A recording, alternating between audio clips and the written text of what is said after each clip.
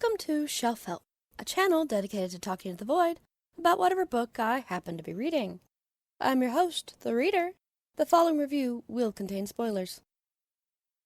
Since this review is coming out prior to the book's release, I'm going to keep the spoilers to a minimum on this one. Does faith shape the god, or does the god shape the faith? The divine in this world are manifestations of places people live and their desires for their lives. In places where trees grow so tall they block out the sky, we get gods of hunt and nature.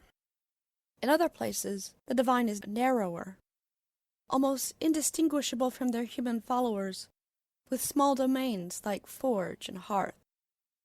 The Everlorn Empire brought forth a god of conquest, an ever-hungry being that will see all the world bend their knee to him and him alone. Then it had two gods, Lycinia, the butterfly goddess, and Indaris, the rainbow-winged lion. But Thanet does not have lions, and we learned in Bladed Faith that Indaris is an invader. He was brought from across the Crystal Sea by those fleeing the Everlorn Empire's advance. Before, there was Dagon, the Sapphire sea dragon. When Indaris came to the island with his followers, he declared himself equal to the island's existing gods. Dagon demanded the lion kneel. Indaris refused, and so began the War of Tides. To hear the Empire's version of history, Lycinia was a coward who refused to take sides. But in a blink-and-you-miss-it moment, the Heir Incarnate mentions that she and Dagon were not allies, per se, prior to Indaris' arrival. The island was divided north and south, and their followers fought each other. When Indaris overthrew Dagon, Lycinia reached out a hand in peace, begging mercy for Dagon's followers. In the centuries that followed, the lion and the butterfly became partners. Interesting thing about butterflies. Their symbolism is almost universal across culture. Hope, rebirth, second chances, and change. And that was before we knew the caterpillars became soup inside the chrysalis. Despite Mari's channeling of Indaris and taking the form of the lioness to fight the Empire in a very visible way, she notes that the gatherings of his faithful are getting smaller and smaller. There are no paladins of Indaris in this story. Well, not yet at least. Meanwhile, the followers of Lycinia gather in the forest, offering praise and sacrifice to bring back their beloved goddess. But does faith shape the god, or does the god shape the faith? The Lycinia they bring forth is not the peaceful butterfly, but one of blood, fire, and ash. She was created with blood sacrifice and a desire for vengeance against the Empire. Peace would never be an option. The Indaris that came to Thanet was a bloodthirsty god. Not only did he wage war with Dagon, he would have slaughtered the dragon's followers in the wake of victory without the intervention of the butterfly. But his bloodlust persisted for a time, yet now he looks back on it with shame. With Lycinia staying out of the war, likely so did her followers, leaving her faithful as the most numerous. With her partnership and mixing of the faiths, the peace-loving followers of the butterfly would bring that mindset to the faith in the lion. So ask again, does the faith shape the god, or does the god shape the faith? Thanet does not have lions, and lions do not have rainbow wings. But butterflies do. So Weight of Dagon. According to history, he died, killed in the War of Tides.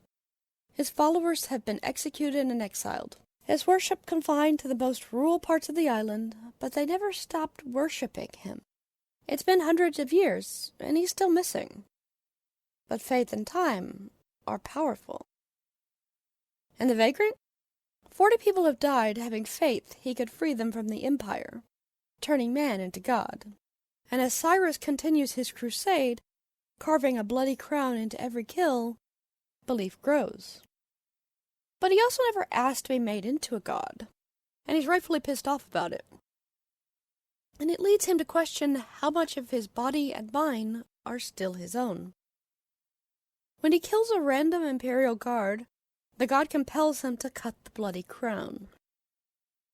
Cyrus is considering the path set before him and what he wants from his own life. After all, there are no small parallels between God Prince and God Emperor. Could he stop once the Empire had been evicted from the island, or would he be compelled to pursue them to the last drop of blood? And then what? Plus, hell, after being a prince, a hostage, and made a god without his consent, maybe the kid just wants to try the novel concept of making his own choices. The Akali sisters are also starting to notice that this rebellion is different. Veterans of decades of war against the Empire, they know how things should go. After the takeover, Empire citizens should be flooding the island, setting up businesses and shipping off resources to the mainland.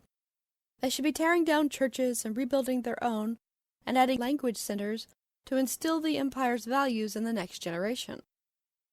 But they aren't doing that. No merchants have arrived, and existing buildings are just being repurposed or boarded up. And now the heir incarnate has arrived to deal with the island personally. I guess what was happening in the last book, and this one only confirms, but I'll let you read about it.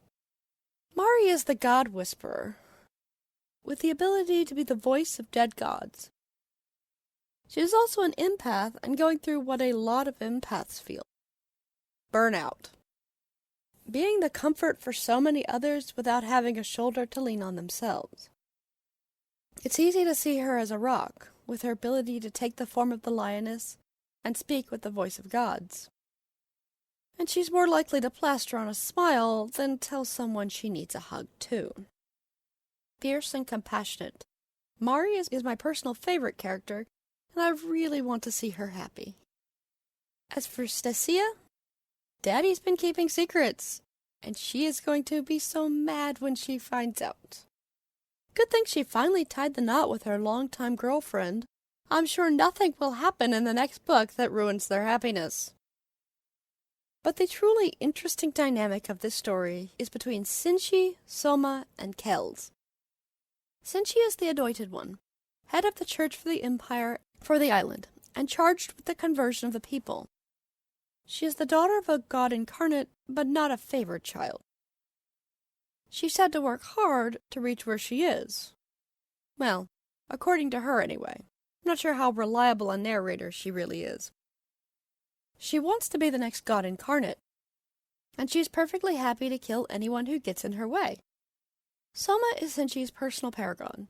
He serves her, I'm not sure loyally is the right word here, but he does as she asks, technically, more or less, most of the time, in his own way.